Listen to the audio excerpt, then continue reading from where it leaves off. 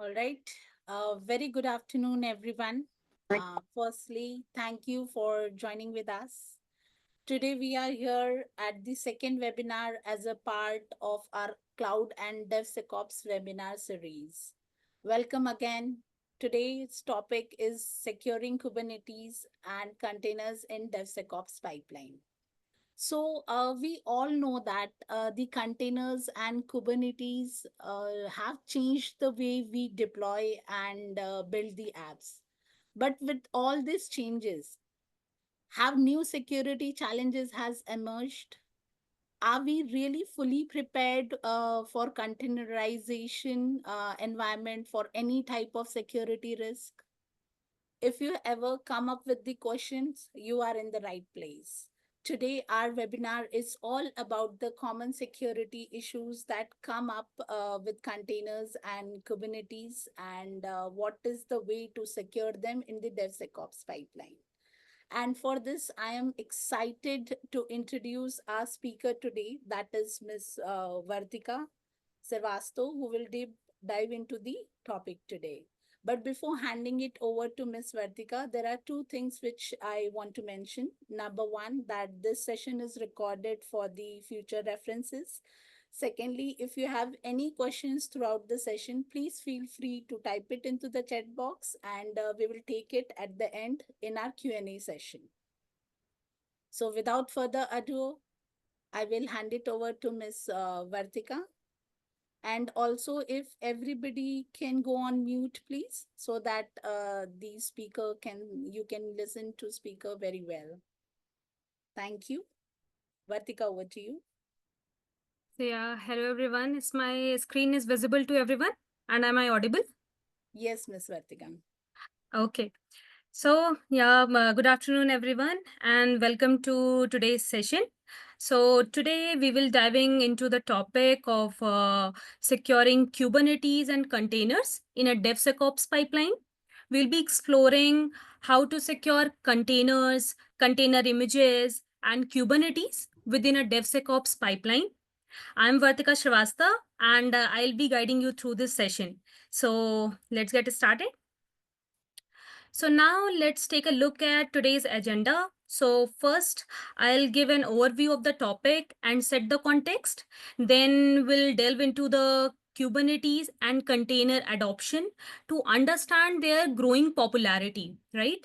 Next, we will examine the evolving threat landscapes and highlighting the real world incidents and emerging risk in the containerized environments. And then we will explore the security challenges which are unique to containers and Kubernetes, followed by best practices to effectively secure these ecosystems.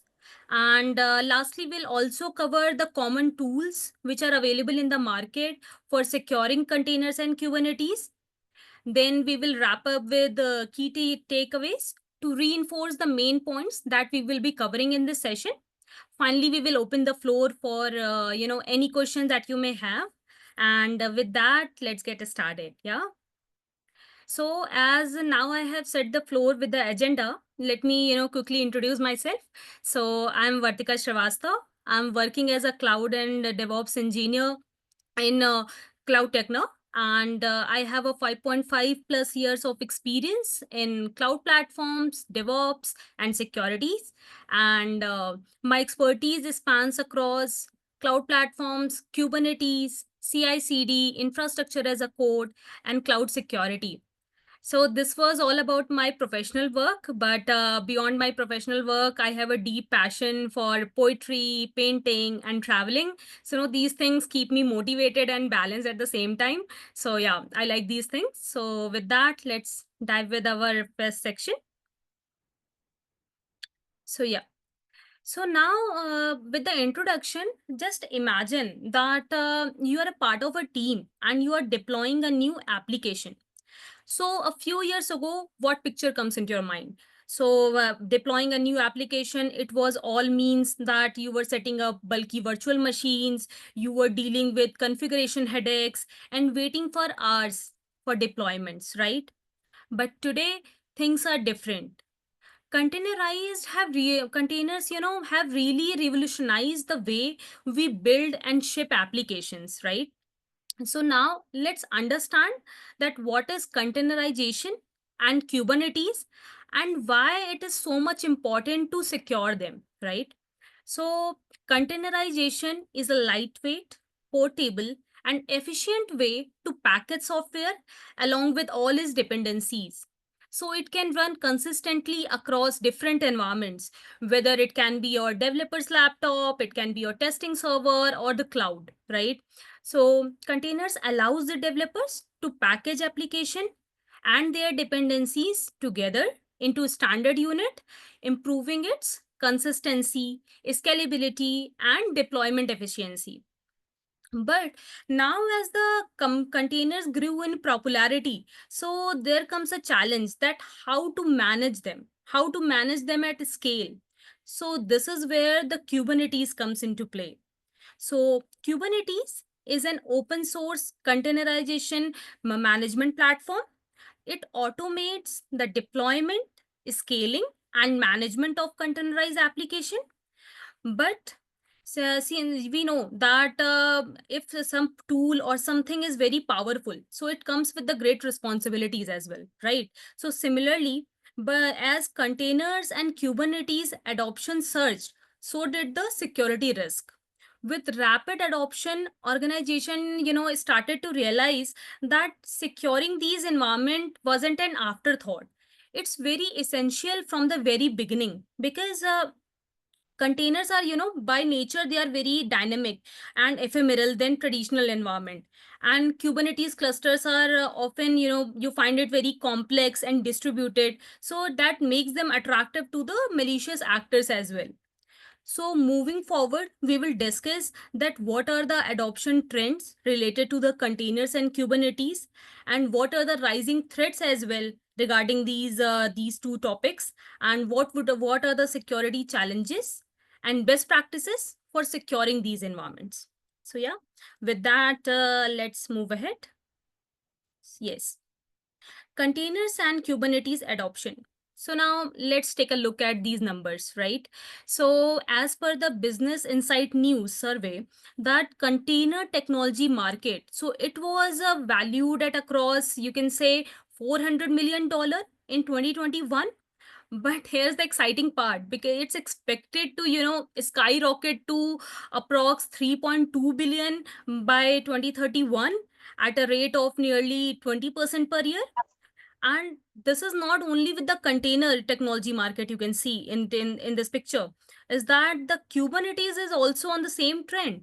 And as you can see here, that in 2023, the Kubernetes solution market was worth across 2 billion in 2023.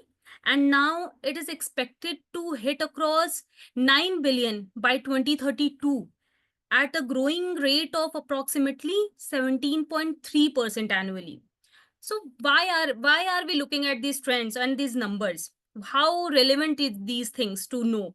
See, we need to understand that these trends tell us one thing, that these are not just numbers. They shows us that containers and Kubernetes, these aren't just trends. They are the future of modern application deployment. And that is why it is becomes becoming so, critical to secure them. So, moving forward, let's try to understand that if how fast these containers and Kubernetes market is growing, then what's about the dark side? There, because with something good, there are some repercussions also comes, right? So let's talk about this side, the security threats.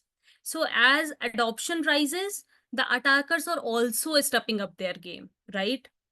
So if you can see into this image, and we can see that there is a one critical vulnerability that enables the attackers to take over the Windows node in a cluster.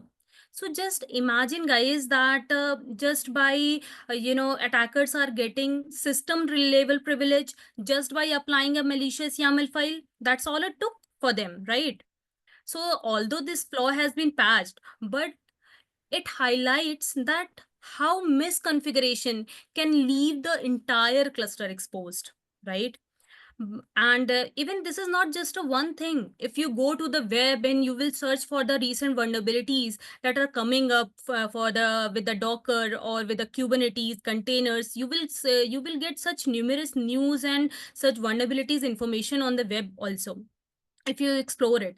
So here, if you can see, there is one another vulnerability, and the attack that I want to highlight is that self-propagating malware are targeting thousands of Docker ports every single day. You are understanding that these are spreading automatically like a worm. So this means that attackers aren't just targeting individual container anymore. They are launching large scale attacks. So, by looking at these threats and vulnerabilities, we need to understand that these aren't just hypothetical risks. They are real, happening right now, and they prove why securing Kubernetes and containers should be a top priority. So the with this, the big question arises that, okay, we know that these are the evolving threats. So so how do we know that what are the challenges that comes with containers and Kubernetes? What are the things that we need to tackle? So we will break down these things into the next section. Containers and Kubernetes security challenges. So let's first talk about the container image vulnerability, right? So think of the container images are like the foundation of a house. Let's say if I'll ask someone that if the foundation of your house has cracks, then what happens? You must reply that if the foundation has cracks, then the whole structure is at risk. Correct? So in the similar manner, try to imagine this thing that container images, if contain outdated libraries, unpatched software, or any kind of malicious code, then attackers can exploit these vulnerabilities to gain access. So the problem here is that many a times organization pull images from public repositories without thoroughly scanning them. So if a vulnerability is present in the base image, then every container you will build on top of it, that will automatically inherit the risk. That is why I'm focusing on this, that the container images are like foundation of your house. So you need to be very cautious about these things. The second challenge is that Kubernetes configuration issue. So, as we have looked into the trend, we looked into the evolving threats. So we understood that Kubernetes is an incredibly powerful platform, but with great power comes great responsibilities. Correct? So we know that within Kubernetes, we have hundreds of configuration options.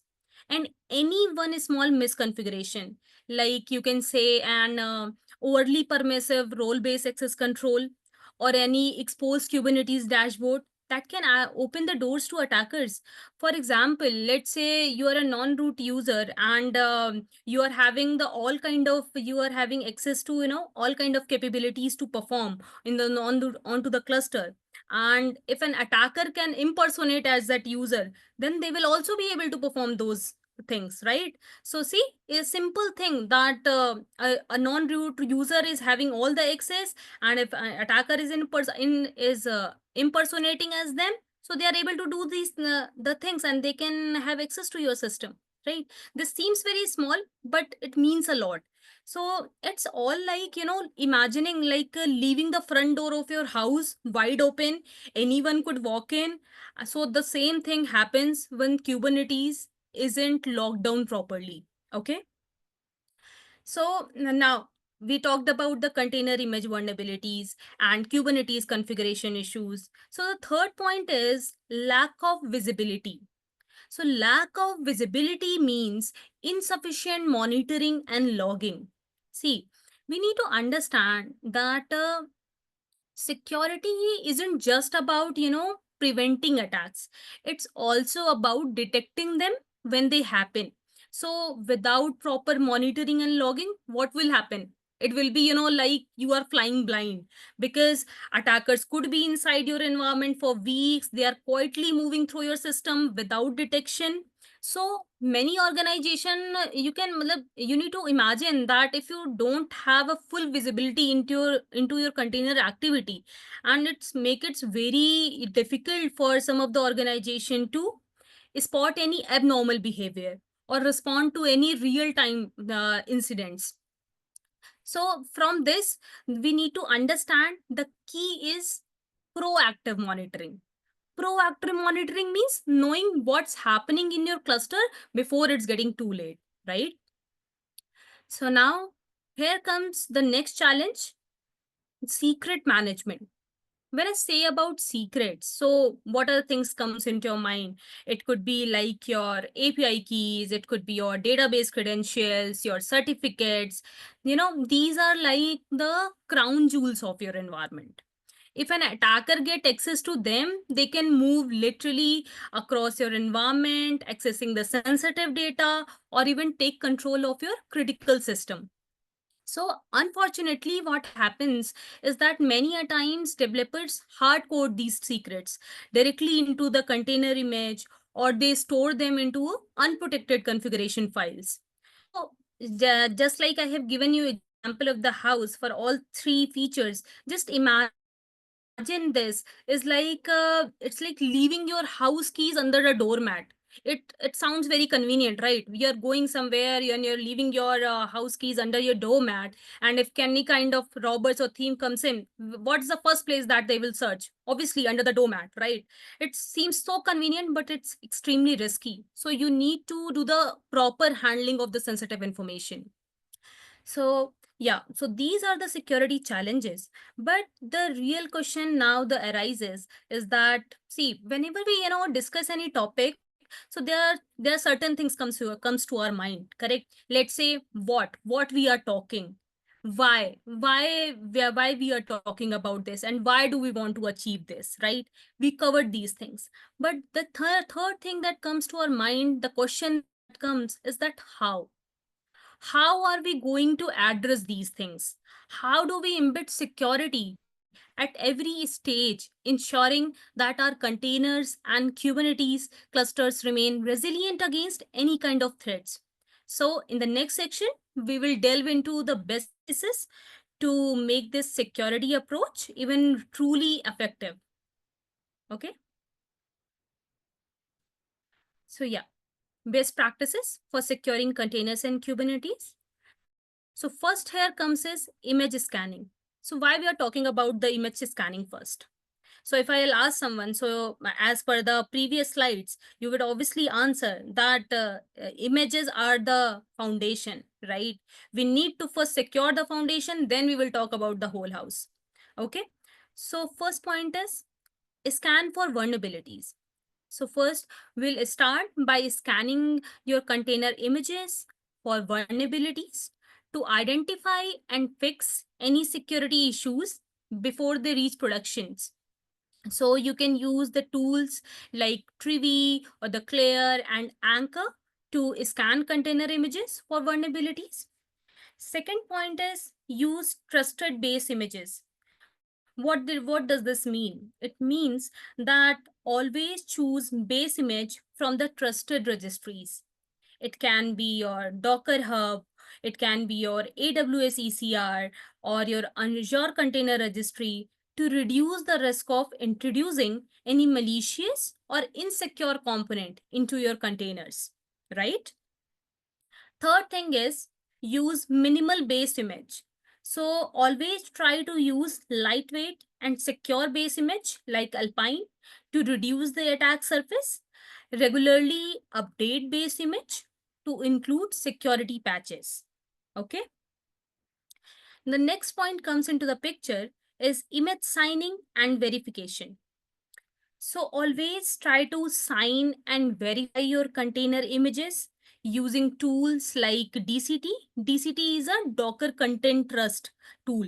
You can use tools like Notary. So these tools are basically there to ensure that your container images aren't being altered by any party or any kind of code. Okay. Basically, it ensures the integrity of your container images. Okay. So the next point is use security profiles.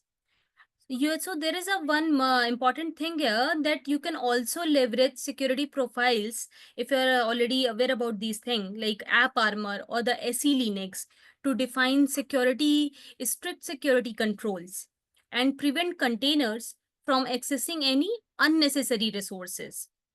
So these are the best practices that you can apply to any image or the container image, you can say. The next part is how we can secure the CI/CD, because as we are moving, we are making our pipeline, we are deploying, we are building the images, and then we are deploying it to our cluster. And how we can secure our CI/CD pipeline throughout these stage. So the point is automate security check and enforce security policies. So let's understand this by this, that how we secure containers and Kubernetes in a DevSecOps pipeline. So imagine that you are deploying an application. At every stage, you have baked in the security. So how do we do that? So obviously we'll start with the source code, right? Its source code can be hosted on your GitHub, it can be hosted on your GitLab or to the Azure DevOps. And first post you will check out. So before doing anything else, you will first scan for your Docker file to check if any kind of misconfiguration or any kind of known vulnerabilities are present in your Docker file, in the base image that you are taking for making the Docker file. Here I have used the Snyk. So alternatively, there are other tools available in the market that you can use. So for the demo purpose, I have used here Snyk for my use case. So let's say once our image is clean, then we will come into the build image stage where we will be building the image. Okay, then we have built the image, let's say. So we need to understand that before pushing it any image to any container registry, either it can be your Docker Hub, your ECR, or the Azure Container Registry, you should ask yourself that is your container is still secure. So here the next thing comes in picture is image scanning. So for our purpose, so we are using Trivy for the for container image vulnerability scanner. There are other tools available in the market as well. You can use them. So it scans for vulnerabilities and it ensures that we don't deploy any risky image. Okay. So post that, we will push our image into the container registry, and then the application is deployed onto the Kubernetes cluster.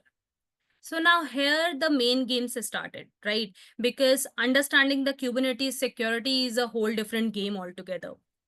So to keep our cluster secure, we first audit its configuration using Kubebench. Yeah, here Kubebench is there. We are using Kubebench, but there are other things are available. So Kubebench basically audit the Kubernetes cluster. It checks that your cluster is aligning or compliant with the CIS benchmark for the Kubernetes best practices. Okay, it not only checks your cluster, not only the master node, it also checks for the posture of your worker node, your network policy that you define, your pods, for everything. It will check the posture. Okay. So post that, once we have audited our cluster, then we will enforcing the policies. We are enforcing the policies using the OPA. OPA is basically Open Policy Agent. It basically allows us to define fine-grained, consistent security policies for our Kubernetes cluster. With OPA, we can ensure that only compliant workloads are allowed to run, and we can enforce policies like any restricting any container privilege escalation or ensuring the network segmentation. It's like you can say a security guard, like checking each entry to make sure it allowed. So for example, if I give you an example, the same example that I have taken earlier, that a non-admin user. So with OPA, you can apply the policy that if there is a non-admin user, so it can only have the permission to list the pods or watch the pods. They won't be able to apply any kind of manifest file, right? So these kind of policy you can apply using OPA. So with OPA, there are other things are also available in the market. Uh, so here we are using OPA. You can explore the other tools as well. So, but next thing is that okay, we understood the security posture, we applied the policy, everything is secure. But what is this? Runtime security scanner, and here we are using Falco. So, what is it is all about? So, it is like what about the threats that appear after deployment? So, that's where the Falco steps in. So, for the runtime security. So, what it does, it continuously monitors the cluster, detecting any kind of suspicious behavior in the real time. So basically think of it as a watchdog, you can say. So it continuously check your cluster. You can define the baselining of your cluster, and if there is any abnormal activity, you can detect it, right? Now here comes the third point, is the continuous monitoring and logging.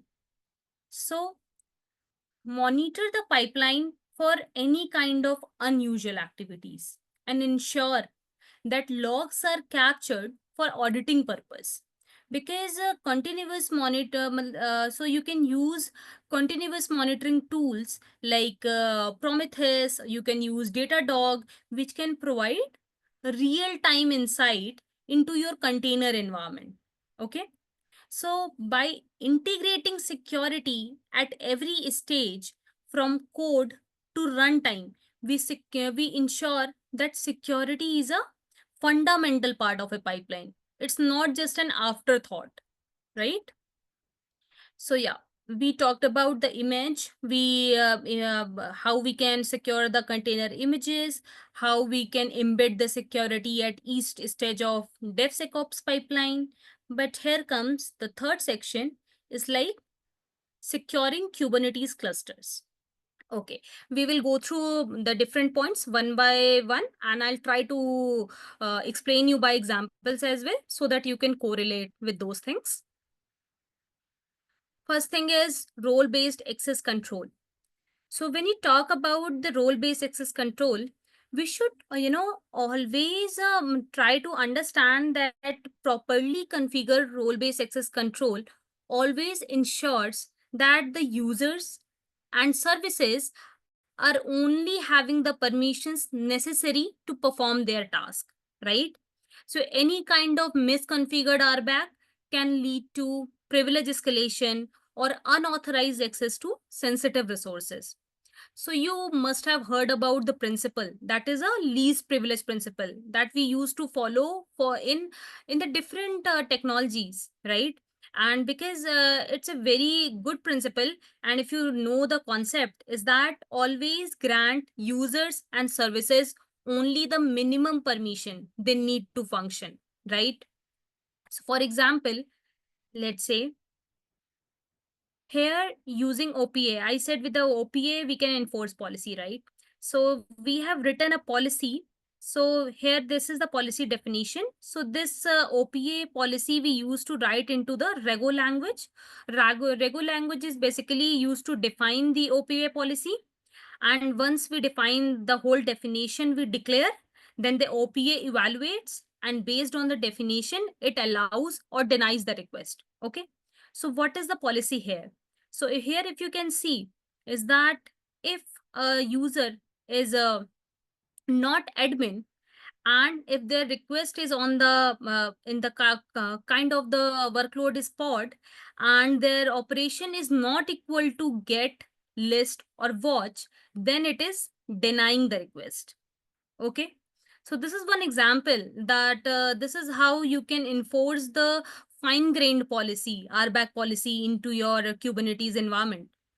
Okay, so the next point comes into the picture is the pod security. So we can implement pod security policies, or we can use pod security admission to enforce rules, such as we can define that running the containers as a non-root, or disallowing any privileged containers. You should all privilege containers. And there's a one thing also coming into my mind, is that we can also leverage namespaces to isolate workloads. So why we use namespaces to isolate workloads? So what would be the benefit we will get out of it, right? So if you will isolate the namespaces, then let's say you are categorizing same kind of resources into one namespace. Then what you can do, any kind of governing policy you can apply at the namespace level. Or by any chance that if somebody get access to your Kubernetes cluster, any kind of attacker, and if they are able to get into the any kind of container of one of your namespace, then by isolating the different environments, so you will be able to minimizing the lateral movement in any kind of the security breach. So here, like pod security, here if you can see under the specs in the security context, we have said that run as non-root is true. Like we are preventing this container to running as a root user. Okay. We have said that run as user 1000. What is it? Is like when you create a container image, you can define the commands for creating the user and setting up their your user ID, and we can define in your manifest file that which user ID, using which user this container should run. Okay, so this is another example. So third thing is network policy. Okay, so Kubernetes allows you to define network policies to restrict traffic flow between the pods. By applying network segmentation, you can minimize the risk of lateral movement in case of any security breach. For example, you can configure the network policy to only allow communication between specific services and restrict traffic to and fro from the external resources. I'll give you an example here. Let's say you are deploying your three-tier application, right? And you have your front end, you have your back end, and you have your DB server. These are the workloads that you have in your Kubernetes cluster. But if I'll ask you that out of these three, which needs to have to be exposed to the external network? Obviously you will answer that your web app, right? Only this needs to have access to the external resource because other two are communicating within themselves. So here if you can see, so for this demo web app, we have used the type of the network as the load balancer, right? And for this backend, we are using here cluster IP, and also for the cluster IP for the interpod communication only. These are not exposed to the external networks, right? So we need to understand before applying any before deploying any applications, that we need to just imagine the whole picture, that what are the things that need access to the external network and how the things will gonna communicate among themselves. So as per these only, we can apply the different network policies which are available into the Kubernetes. Next part is secret management. So Kubernetes provides a built-in mechanism to store sensitive data, such as API token or your passwords using Kubernetes secrets, right? So, but however, it is very important to ensure that these secrets are encrypted at rest and that access is tightly controlled. And there is one more thing, is that you can integrate the external secret management as well in the Kubernetes cluster. Like you can integrate it with the HashiCorp Vault or AWS Secret Manager or Azure Key Vault, which can provide a additional layer of security. So I'll give you an example here. Let's say there's a first case here. Like here, the say Postgres secret is directly getting referenced from here. Like password is here. This is base 64 encoded password. But if I ask, if I will commit these changes, or if I'll keep this manifest file into any kind of repository, central repository, like GitHub or GitLab or whatever you use. So is it secure way? No, right? Because it is base 64 encoded. If anyone can have access to your repo, they can easily decode it. Correct? So although developers use this, thinking that only encoding them with the base 64, it's the right way to do it. But yeah, it's not highly recommended to do these things. The second thing you can do is like you can create a Kubernetes secret.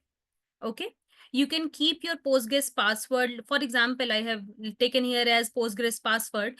You can keep it into the library variable group of your DevOps pipeline, and by referencing them here, you are creating secret, and those secrets are getting referenced into the manifest file of your database, right? There is one another way, as I told you, is that you can leverage the Azure Key Vault or the AWS Secret Manager as well. So what you can do, you can create, I haven't shown it here, but you can explore it on the web, that you can always create a secure secret provider class where you can download the CSI driver for your provider, like it can be for Azure or the AWS. You can keep your secrets in your Key Vault, like Azure Key Vault, or in your AWS Secret Manager. And there, by creating the secret provider class, you will create that, and you will create a volume here, and that volume will be mount into your manifest file. So this is how the secret is getting referenced. This is another basically a very good way for the proper handling of the secret. Next thing comes into the picture is Kubernetes hardening. So, as we have shown into the picture as well, that regularly we should audit the cluster and apply security hardening practices to reduce any kind of attack surface. So, we can use excuse me, tools like Kubebench and KubeHunter to check the security posture of your Kubernetes cluster. And we can ensure that our cluster is compliant with the security best practices. Okay. So if I show you any one report here, so this is the kind of report that KubeBet generate.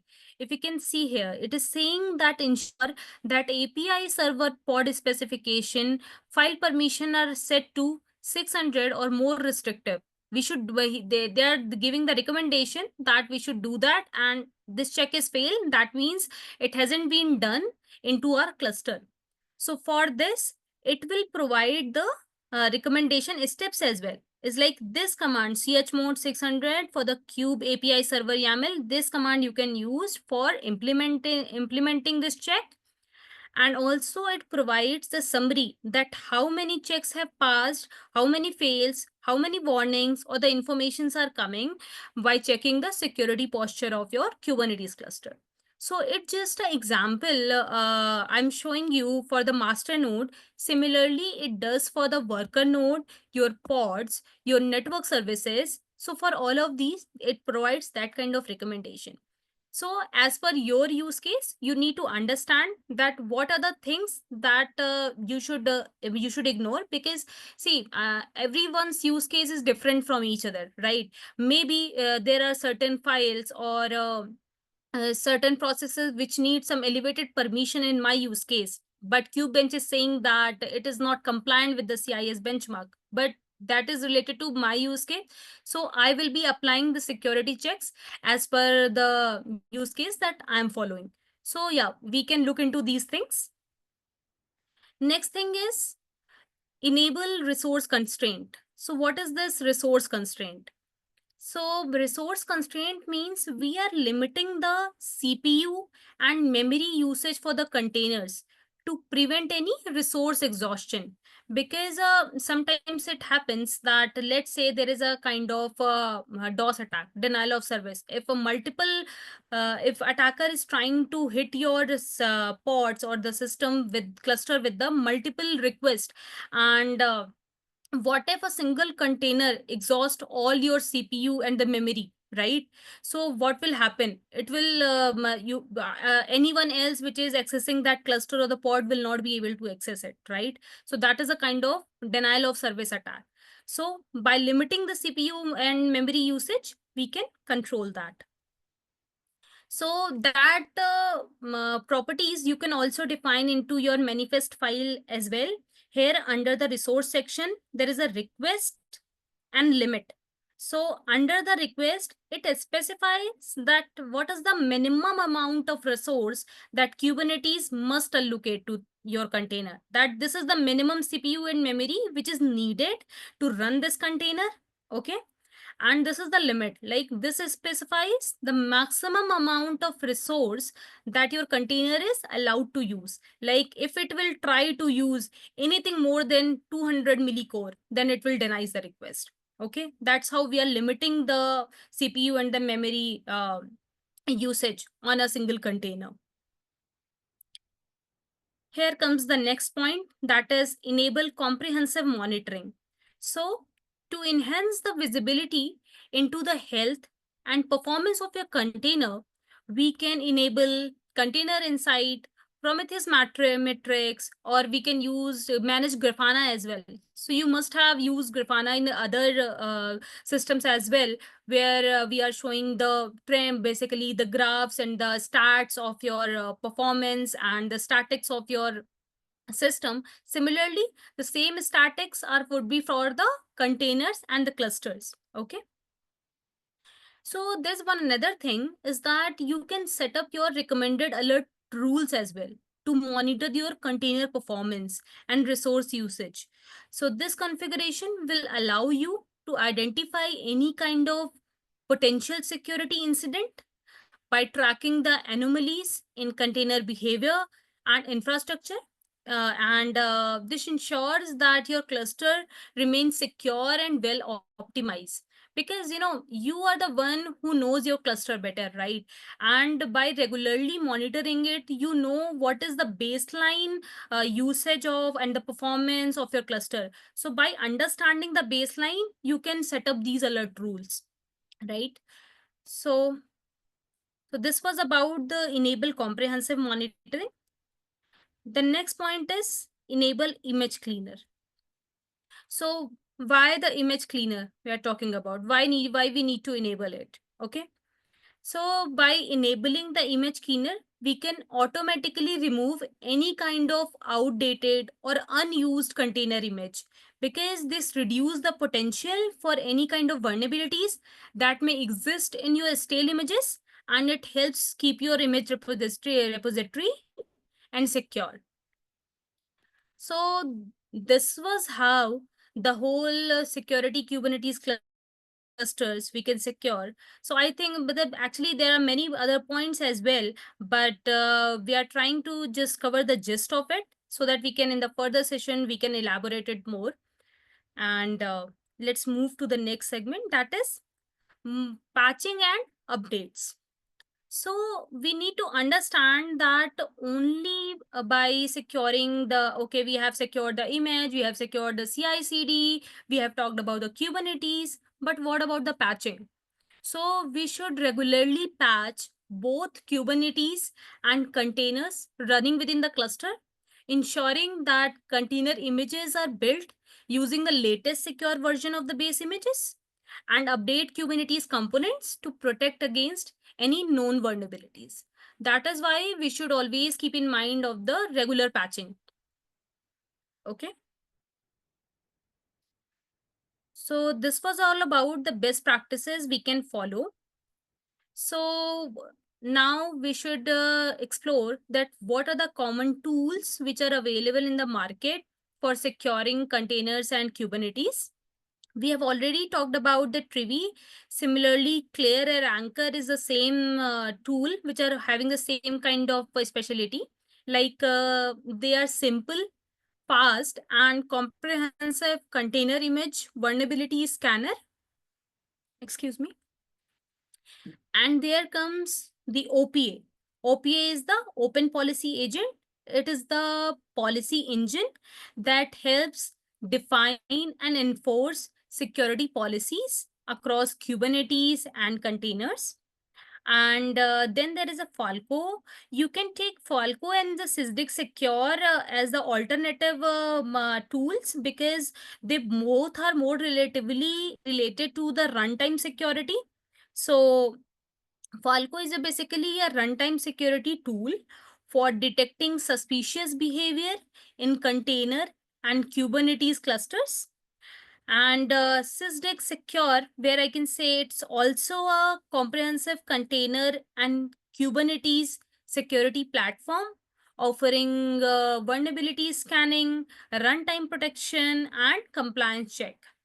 There comes in the picture is KubeBench and KubeHunter.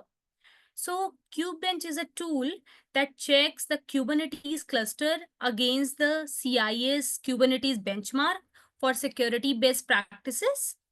And whereas KubeHunter is also a tool that audits the security posture of Kubernetes clusters. So here also the KubeBench, KubeHunter, more relatively, they checks the posture of your whole Kubernetes cluster. So these are the common tools which are available in the market. You can explore more about these tools. And so, guys, securing containers and Kubernetes is the vast and evolving field that we need to understand. And today, we have only scratched the surface. Trust me, that I hope that this session, sparks some curiosity and encourage you to, delve deeper into this crucial topic. Because see, in one session we cannot cover everything, right? It's just the tip of this topic, right? That how we can secure the Kubernetes and containers. If you will go to the web, you will find a different content about these things. You will figure out there are numerous tools available, there are many other best practices that you can also follow. So I think it will be like a good takeaway for me if this session motivates you to and encourage you to learn about these things and to more search about these topics. And with that, let's now summarize the key takes. So here we will understand that what are the main topics that we covered today.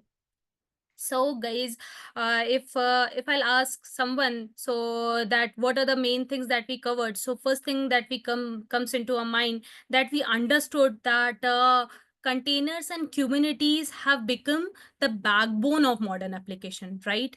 Due to their agility and scalability. But keeping this in mind, we should also make sure that security should be a top priority, right?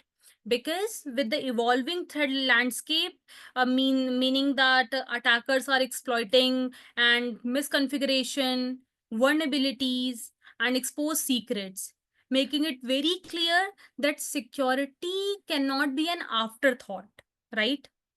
So, unlike traditional infrastructure, where containerized environments introduce unique challenges such as shared resources, dynamic workload, and short life cycle, which requires proactive security measures.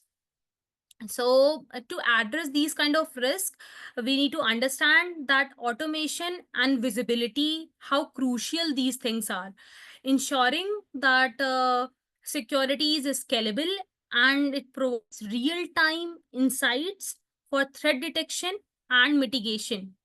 So, by adopting the best practices that we talked about, such as image scanning, least privilege access, network policy, runtime security, and continuous monitoring, it helps strengthen container security. Correct? So, by integrating the security early in the development process throughout the DevSecOps, organizations, can really shift the security left, identifying and fixing vulnerabilities before deployment, ensuring a more resilient and secure cloud native environment. So, yeah, so this was all about today's session, and we tried to cover bit of a things. I think those can encourage you and motivates you. I hope everyone likes the session. So now the floor is open for any questions you may have. We can take them one by one. Yeah. Thank you so much, Ritika, for the insight. I must say that this session has definitely sparked the curiosity, as can see a lot of messages throughout the session. So, as Vartika Yeah, said, Richa, that was the main objective. Yeah. If we are able to at least some spark into some people, then that's achievement for us as well. Yeah. correct. And I can see there are a lot of many questions which will be on their way. So, please unmute yourself and ask the question. So I have a question. First of Mm-hmm. all, thanks Vartiga for this wonderful session. Thank you. I've got like, although I've been working in cloud security and all, there Mm-hmm. was one point that triggered me about Mm-hmm. pod cleanup. So Yes. how do we do that? Like, do you, with the Kubernetes like policies, OP agents, like those constant policies, or something You were else? talking about the image cleaner, correct? Yeah, if pods are running from long time, those are not required. Those contains like if we want to clean up. So Yeah, okay. So yes, so we need to, dig deeper into that. But yes, we can automate these things. If you can check by OPA, we can check that if some pods are running for a long time, that how we can terminate those things. no, And here we can add the condition like running from the long time, but how they would know like if that particular pod is not being used. If I have multiple multi-layer application like multi Mhm. and that particular pod from long time is running and Yeah. there's no request hitting to that pod or to that application. So how we gonna do that?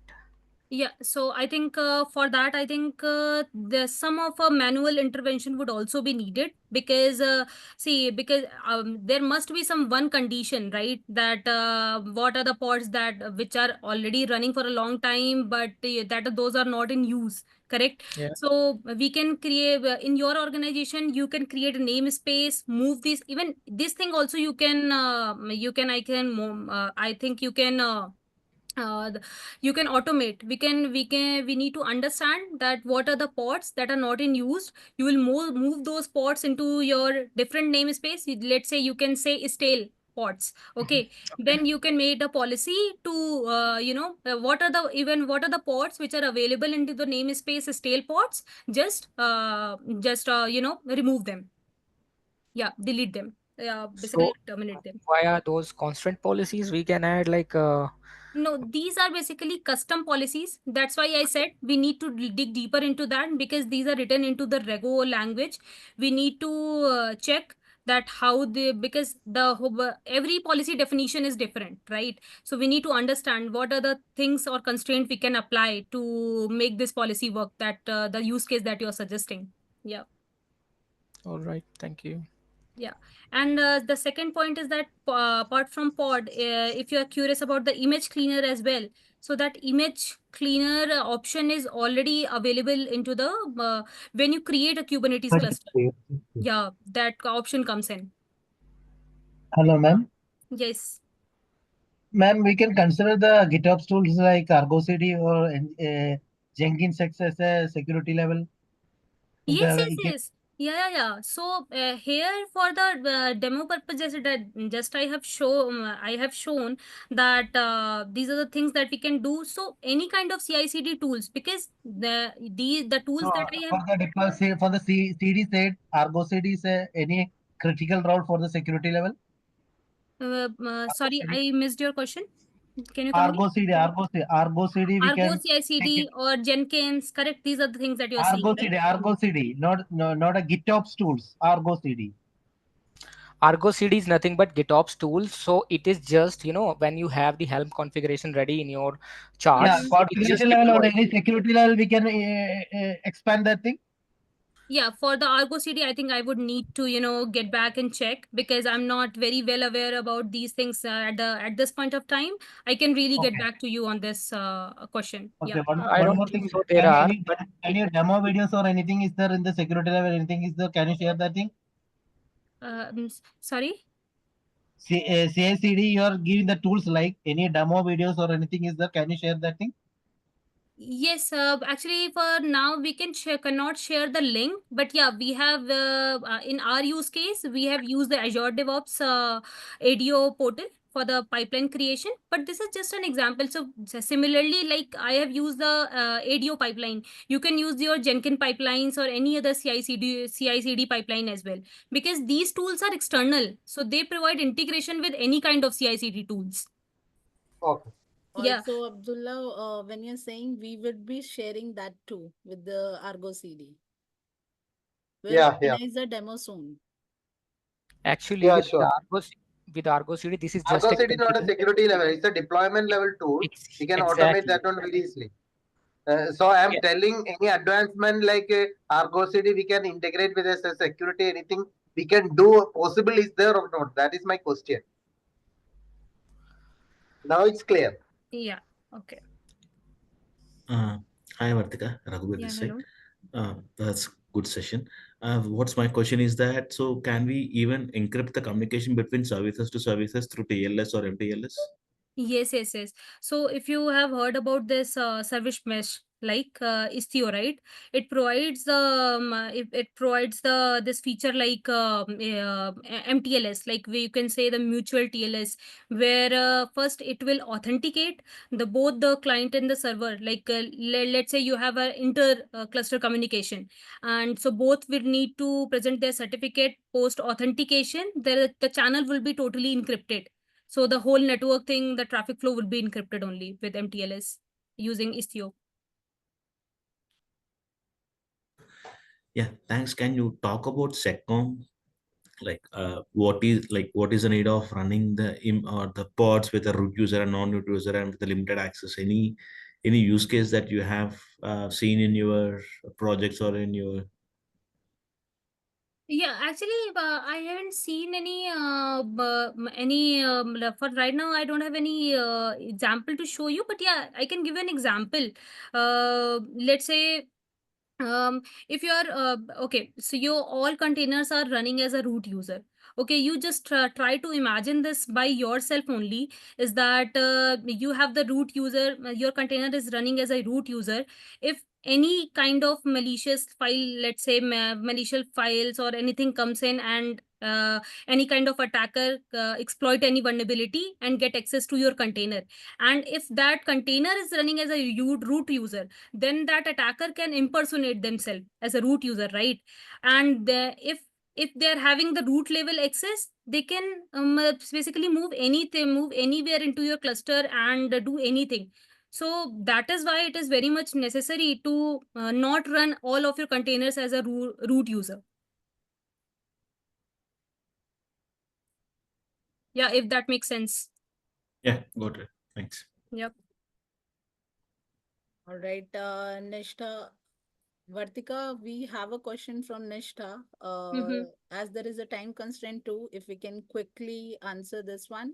Yeah, yeah. She's asking why we need to do network segmentation. See, Nistha, but for the network segmentation, as I mentioned, that it restricts the traffic flow between the pods, because all your pods and all your workloads are not needs to be exposed to the external network, right?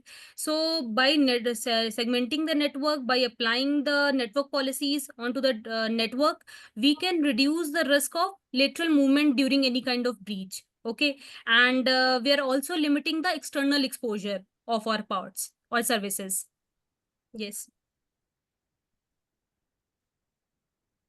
If Right. Nishta, if that answers your questions. All right. As I said earlier, due to the time constraint, we need to wrap up the Q&A session. But if you have any further questions and if you want to ask us, I would be sharing our email IDs with you all. So please feel free to email us and we would be more than happy to answer your queries. So Yeah. just give Thank you, everyone. Thank you. You have been a very wonderful audience. And if there would be any questions, yeah, feel free to message us. Yeah. So Thank you. once again, thank you so much, Vartika, for the wonderful session. And thank you everyone for joining with us today. I hope you have found this session insightful and learned valuable strategies for securing your container in Just Kubernetes. one question. So I like at the beginning you said it was the second session. So can we get the recording for the first session? Because I wasn't aware of this of the first session. So Sure, sure. Raghuveer. Yes, Raghuveer, we would be sharing the link with you. We have all our sessions recorded in YouTube, so I would be sharing the link with that in our page itself and here too. All right. All right, then thank you everyone for joining. Have a nice day, everyone. Thank you. Yeah, thank you everyone. Thank you, Richa. Excellent session. Thank you, Arjun. Thank you all.